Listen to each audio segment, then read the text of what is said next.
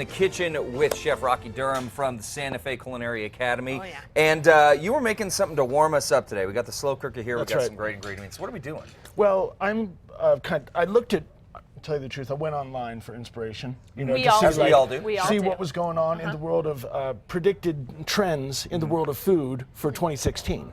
And one of the things that really caught my attention, I thought that I would feature today, are ancient grains. Oh, and I thought okay. it sounded so cool. And just like you were saying earlier in an earlier piece, that we're so proud of our culture here. Yeah. And with this ancient heritage, I just Right. thought, you know, we'd bring some of that together. Yeah. And then as fate would have it, it's one of the coldest days ever. Yes. So thematically, I think It's I've perfect. prepared a really interesting dish for you Okay, today. so walk us through the ingredients that you have here. All right, so the ingredients today, I've got some farro. Now, farro is not a specific kind of wheat. It actually refers to several different kinds of wheat. In fact, spelt is a type of farro Okay. as well.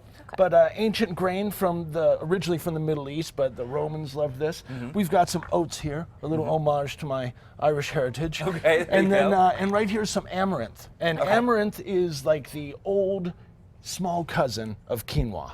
Okay. Yeah, I was going to say, it looks a The little old like small couscous cousin. quinoa. Right, Of yeah, quinoa, and okay. it does have that tiny little grain.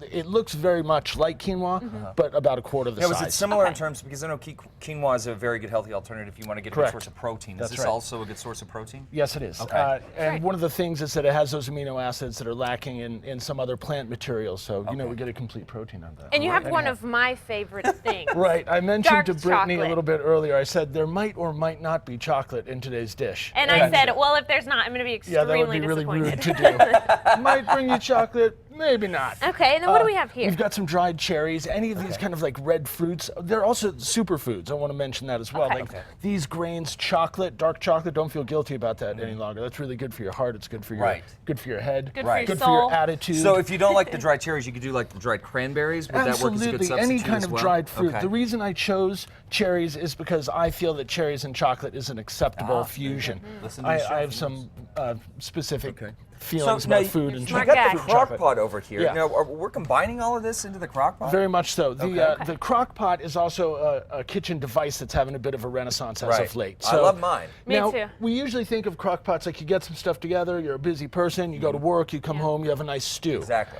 This is, you know, going with a different 8-hour period. So you're a Okay. busy person, you got to get up and go in the morning. Yeah. Before you go to bed, you set up a really nice breakfast inside your crock pot, And just plug let it it in, cook. put it on low, and then when you wake up in the morning, not only do you have this amazing breakfast, but your house smells Yeah, really It's like that when you aroma, wake up which and is somebody really makes nice. you breakfast, That's only you right. did it for yourself. So That's do right. it for your future self. Exactly. So now we're combining all of this, just a couple of more of the Right. ingredients. We've Yeah, got so I use some vanilla hemp milk. Okay. And I just thought it would be kind of fun to do something that wasn't just like almond milk or skim milk. You could use water Another for this, alternative. but it's you know, you want to put a liquid in there that's going to give it some depth and something interesting, not just make it wet. Right. Okay. Right. Okay. So you're going to have to follow like whatever recipe it is for cooking To cook the grains. quinoa or So you want to amaranth cook or the what grains have you. before it goes in No, here. everything No. goes in there raw. You Okay. put your dried fruits, you put your toasted coconut. I put a little bit of coconut oil in there, some agave nectar, which is a phenomenal ingredient as well. Yeah. Yeah. Plugged it in, set it on low, and I did this at my see house that. last Look at night. this. And then we have this lovely porridge ready for us in the morning. I like to garnish it when it comes out though Okay. as Oh, it well. smells so we've got so good. So now, is this ready to Oh my go? gosh, I just got a whiff that's of that. ready to go. This is ready to go. You should Okay. smell my truck because I drove down here from Santa Fe this morning. It smells like Okay. We'll make a little. So Yeah. I'm gonna put some of this in a bowl, Rocky. As Please we're do. doing this, I Now, want to talk think about that you should learning. probably have a couple pieces of chocolate. Well, there you on go, Brittany. This is yours, my friend. And then some.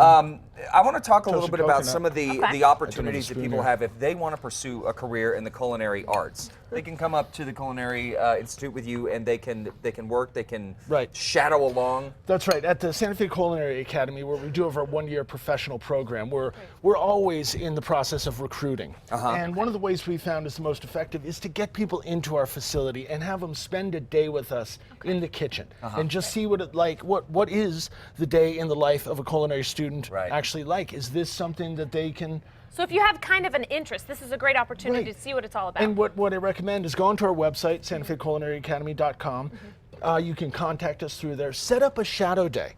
come up, hang out in the kitchen with myself and the students, rattle the pans, just see what it would be like. Right. You know, is this for me? Is this something that I want to do? Because it is a huge commitment. Is there any prerequisite required for this? I'd like everyone to have a high school diploma or equivalent. Okay, great. Yeah, Easy. so we can easily do that. All right. So the best way to get in contact with you, Rocky, to set this up, what is that? SantaFeCulinaryAcademy.com. Check out the website. We have, SantaFeCulinaryAcademy.com. I've mentioned this before, we spent a fortune on that website, and I did it for you folks. So There you please, go. it's not for me, it's for you. So please just go onto the website, check it out. You can see our calendar of events. You can see all sorts of things we're doing. We also have a pretty strong Facebook presence where we post pictures of what the students are doing on a daily basis, and we're really proud of our program. So. All right, Well, guys, thank for you more for bringing this information on this, guys, SantaFeCulinaryAcademy.com. We will have those links at casa.com. I'm going to search for some spoons. There we go. My floor director, Brian, on it. We'll be right back. Stay with us, folks. Enjoy.